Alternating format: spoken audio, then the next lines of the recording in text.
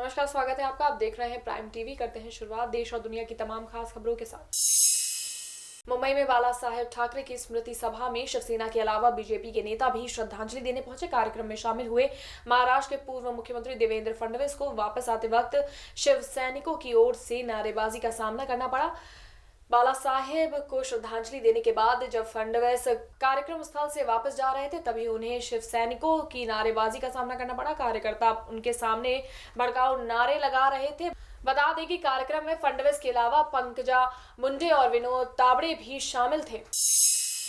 Supreme court के फैसले को लेकर all India Muslim personal law board की बैठक पर मंत्री मोहसिन रजा ने हमला किया है। मोहसिन रजा ने कहा कि जब बोर्ड ने कहा था कि वो कोर्ट का फैसला मानेगा तो फिर किस बात की मीटिंग की जा रही है। मोहसिन रजा ने कहा कि बोर्ड सिर्फ राजनीतिक रोटियां सेकने के लिए इस तरह की मीटिंग करता है। उन्होंने कहा कि जब सुप्रीम कोर्ट के फैसले को देश भर में ने माना तो ये लोग क्यों माहौल बिगाड़ने की कोशिश कर रहे हैं। और इन्होंने कहा कि इसकी जांच होनी चाहिए कि बोर्ड को कौन फंडिंग करता है। भारत ने अग्नि 2 का पहला रात्रि परीक्षण ओडिशा के डॉक्टर अब्दुल कलाम द्वीप से सफलतापूर्वक किया। ये विविधतापूर्ण मिसाइल सतह से सतह पर प्रहार करने की क्षमता रखती है और मध्य दूरी की परमाणु क्षमता संपन्न मिसाइल है। मिसाइल में 2000 किलोमीटर तक प्रहार करने की क्षमता है।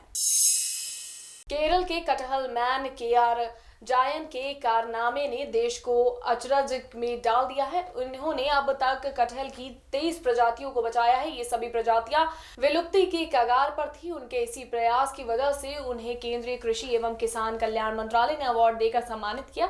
जायन कटहल को व्यवसाय नहीं बल्कि मिशन मानते हैं। जायन अब तक कटहल के 20,000 से अधिक पौधों को रोप चुके हैं। इनमें वो सभी पेड़ हैं जो केरल में कहीं न कहीं पाए जाते हैं। सोमवार से शुरू हो रहे संसद के शीतकालीन सत्र में सरकार गंगा की साफ सफाई बनाए रखने के लिए बिल पेश करने वाली है। इसके तहत गंगा में प्रदूषण फैलाने वालों के खिलाफ कड़ी कार्रवाई का प्रावधान रखा गया है। खबर है कि अब ऐसा करने वालों को 5 साल की जेल तथा 50 करोड़ रुपए तक का जुर्माना भी लगाया जा सकता है।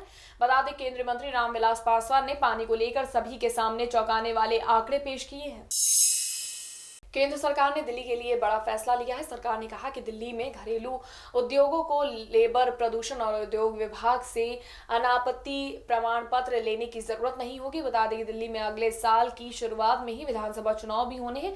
इसके लिए सभी पार्टी ने अपनी तैयारियां शुरू कर दी हैं। निजी वेदर एजेंसी स्काईमेट ने दुनिया के 10 सबसे प्रदूषित शहरों की सूची जारी की है। इसके मुताबिक देश की राजधानी दिल्ली सबसे प्रदूषित है। सूची में दिल्ली के अलावा कोलकाता 5वें और मुंबई 9वें स्थान पर है। दिल्ली का एयर क्वालिटी इंडेक्स 527 दर्ज किया गया। कुछ दिन पहले AQI एयर विजुअल ने भी दिल्ली की हवा को सबसे खराब बताया था। स्काईमेट ने रिपोर्ट में कहा है कि दिल्ली में हवा की गुणवत्ता लगातार खतरनाक स्तर पर बनी हुई है। ऐसा पहली बार हुआ है कि राजधानी की हवा इतने लंबे समय तक खराब बनी हुई है। पश्चिम बंगाल में चक्रवात बुलबुल तूफान ने राज्य में हाहाकार मचा के रख दिया है। 100 किलोमीटर की रफ्तार से आए इस तूफान ने भारी तबाही मचाकर रख दी थी। इस तूफान से 23,811 करोड़ रुपए का नुकसान हुआ है। वहीं राज्य के 3 जिलों में लगभग 35 लाख लोग प्रभावित हुए। राज्य सरकार द्वारा चक्रवात बुलबुल से हुए नुकसान के संबंध में शनिवार को केंद्र सरकार की एक टीम को सौंपी एक रिपोर्ट में ऐसा कहा गया है। शरद पवार ने एनसीपी की अहम बैठक बुलाई। महाराष्ट्र में जारी राजनीतिक गतिरोध के बीच राष्ट्रवादी कांग्रेस पार्टी के प्रमुख शरद पवार ने राज्य में सरकार गठन के बारे में अगली रणनीति तय करने के लिए अपने नेताओं से बात की। साथ ही आगे की रणनीति तैयार करेंगे। बताया जा रहा है कि एनसीपी प्रमुख कल सोनिया गांधी से भी मुलाकात कर सकते हैं।